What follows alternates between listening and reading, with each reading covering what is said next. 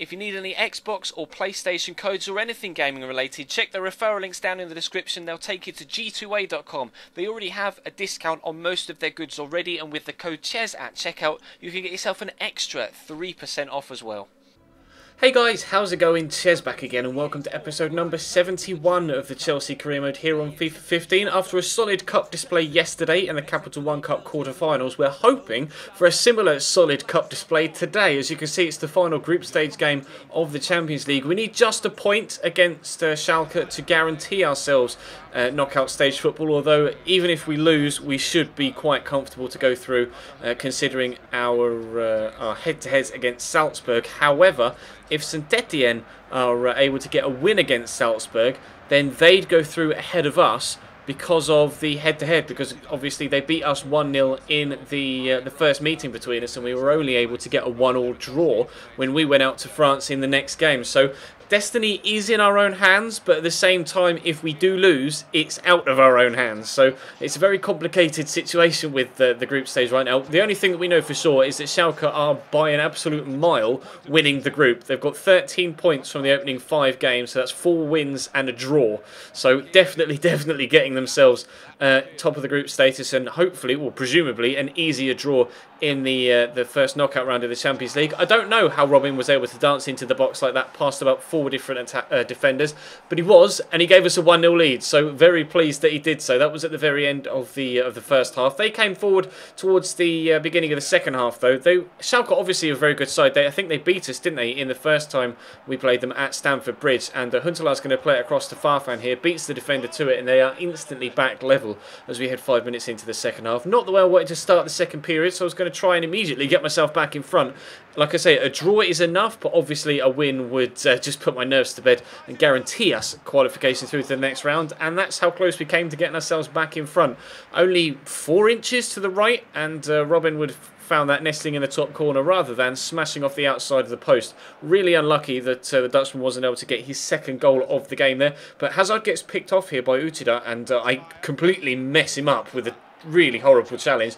Then Courtois, I don't know what sort of attempted save that was. He got something on it, but he just wasn't strong enough with his wrists there, and he just kind of went straight through him, and it was easy for Huntelaar to run onto the loose ball and put it into the back of the net. So from going 1-0 up and being comfortable and heading through to the knockout stages, now our progression through is in the balance. Hazard's doing some work down the left-hand side here. Good ball in that's cleared away. Drops to Ross Barkley. He tries to aim for the top corner, but Farman with a very good save to get it up over the top. So we do lose the final group stage game in the Champions League against Schalke. The only thing we aren't sure of is whether we're through to the next round or not, because we don't know at this stage what the score was between Salzburg and Saint-Etienne, and we won't find out, or I won't tell you, until the end of the episode to keep the suspense building, I suppose. But we head from one big game into another. This one also away, although obviously in the BPL and not in Europe. It's first versus fourth in the Barclays Premier League. Chelsea versus Liverpool. A lot of history with this tie in the past few years,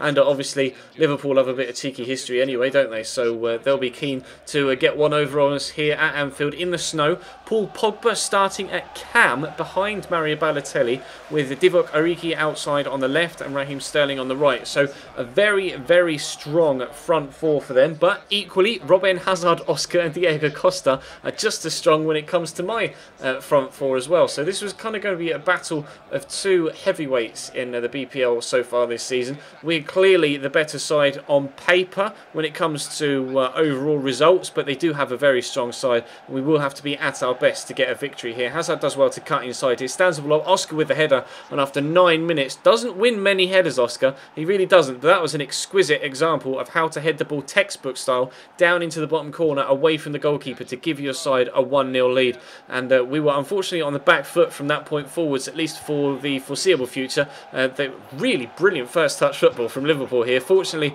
a mixture of Courtois and the defender get in the way of Raheem Sterling's shot, and we're able to stop them from getting themselves back on level terms. And a few minutes after that, Oscar links the ball up to Diego Costa. Wasn't really sure what to do here, so I hit it. And, well, I'm pretty glad that I did, because that was an absolute screamer from Diego Costa, right in front of the Chelsea fans as well, at that away end.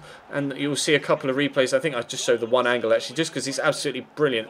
Across goal, kind of uses Sacco there to blind the goalkeeper, hits it behind him, and Sacco kind of blocks the sight of the ball for Simon Mignolet, and means that he just cannot react in time to get up there to get it away. Fortunately, Courtois did have the reactions to get up and get that one away, as Balotelli comes close to giving them a goal to get them one back. I'm getting under pressure again at the start of the second half here, and it's a really poor pass from Cesc Fabregas there. Gives it straight to their midfielder, and after one well-struck shot at that end of the pitch, Paul Pogba does exactly the same, although on his left foot. So really impressive strike from Paul. And again, I put in the a replay for you. Hits that so clean into that top corner. Courtois may be 6'6", but he's not getting anywhere near that. A brilliant strike from the Frenchman. Someone that we are perhaps interested in as a Fabregas replacement in the upcoming January transfer window.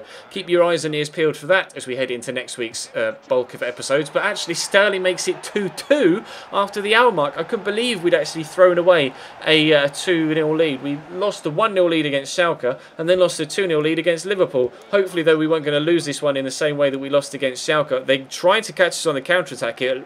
Brilliant battle of strength there between Lucas and Danny Carvajal, but Lucas's pass is wayward and Laporte is going to play the ball through here to Ashley Posher. He's got Diego Costa in the middle there. We're going to look for him in just a moment. There he is. He's got Cesc Fabregas in the box, turns the defender, just put it in the back of the net. 4 defenders around him, and Martin Skrtel is the man that gets in to put his foot in front of the ball with literally the final kick of the game to ensure that they get a point out of this one, Liverpool. They fought back valiantly after being 2-0 down, and to be fair, they did deserve a point from that game, but obviously with the position we were in at half-time, I was livid with myself for letting that lead go, but Pogba's finish was absolutely exquisite, and Sterling's was well taken as well. So we jumped into the next game against Swansea, hoping to improve in this one and get 3 points in the league for the first time, or just a win in general for the first time in this episode. A defeat against Schalke, a draw against Liverpool. Can we go all the way up the other end of the spectrum and get ourselves 3 points in this one? A rotation-ish side. Lewandowski starting up top with Ross Barkley in behind him. Swansea are a very capable side, though, has to be said, although they are starting Michu up top. They always seem to sell Wilfred Boney in career mode, Swansea City, which is obviously never a good move for them. And obviously, if you start a new career mode these days, he's already gone to Manchester City with the latest squads. But obviously, I started this save at the very beginning of FIFA 15, so he was still a Swansea player at the time of the inception of this particular series. But Lewandowski comes very close in the opening 3 minutes or so with a lovely finesse shot that dips not quite enough onto the bar. Then Montero stands this one up to the far post, and Michu again can't get the angle quite right, and his header goes wide of the post and out for a goal kick thanks to the side netting. But Swansea were on top in this one, almost roles reversed from the first 2 games. We dominated the opening half in the game against Schalke and Liverpool, and had the strong, or were weaker in the second half. Here, clearly, Swansea are on top in the first half of this game. Lovely reaction save from Kevin Trapp there, jumping up to palm that one over the top of the bar, and they continue to be on top here. Michu has a brilliant dribbling feet. Obviously, hasn't really performed too well in the past couple of seasons. He's kind of a one-season wonder in the BPL, then went out on loan to Napoli, and again didn't really impress over there after a dodgy second season with Swansea, but he's back in the starting lineup for them here, threading through some good balls. Jefferson Montero, though, unable to take advantage of that. Then right at the very end of the first half, Van Ginkel gets through and very tidily actually slots away that one into the back of the net after taking it around almost around the goalkeeper, just widened the angle so that he had more of the goal to aim at. And Van Ginkel gets a very, very good finish there. Lewandowski, the ball ends up in the back of the net, but it is a clear penalty, and I think the goalkeeper would have saved it if, or maybe even Willian would have been offside if play had continued. But a yellow card, probably fair actually, considering the amount of defenders that were around Carl Bartley there, so I can't really complain too much. We have had a few instances in the past few episodes in a variety of series where players really should have been sent off for being the last man and weren't, but this time a yellow card was the right decision. Lewis steps up though, time to take the penalty and time to put Chelsea 2-0 in front. Now we've got a 2-0 lead for the second game in a row.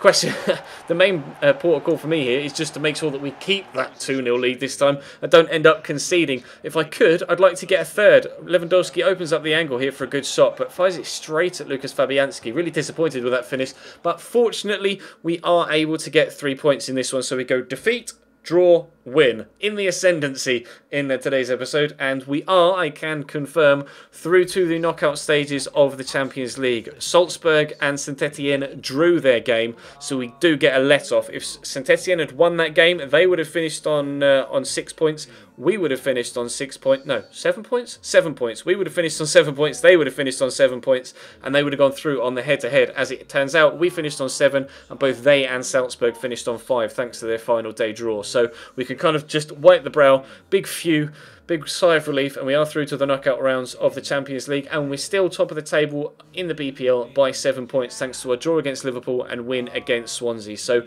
things are going well for us right now, even if we are scraping through in Europe. But of course that competition will return in the new year. We've got £10 million added to the transfer bonus as a reward for getting through the knockout stage, so that can go towards our transfer dealings in January, which will start Wednesday, I think, next week. I think I've got 4 games left before this transfer window. So obviously we'll have 2 on Monday with a squad report, and then 2 on Tuesday as we head towards the transfer window. So I can do a transfer targets episode on Wednesday, and then we'll get stuck into the transfer window towards the end of next week. But for now, thank you very much for watching, guys. Drop the video a like, as always, if you enjoyed. That'd be superb. And obviously subscribe if you haven't already. We are getting very close to 70,000 subscribers now, and I've got something special planned for 70k. So if you are new and you want to be involved in that, then definitely smash that sub button and make sure that you catch all of the other videos that go up on this channel. Obviously, there'll be a Career Mode Road to Glory episode later on tonight as well. So keep your eyes on your sub boxes around about 8 PM for that. But that'll be all for this afternoon. So yeah, as always, thank you very much for watching, and I'll see you next time.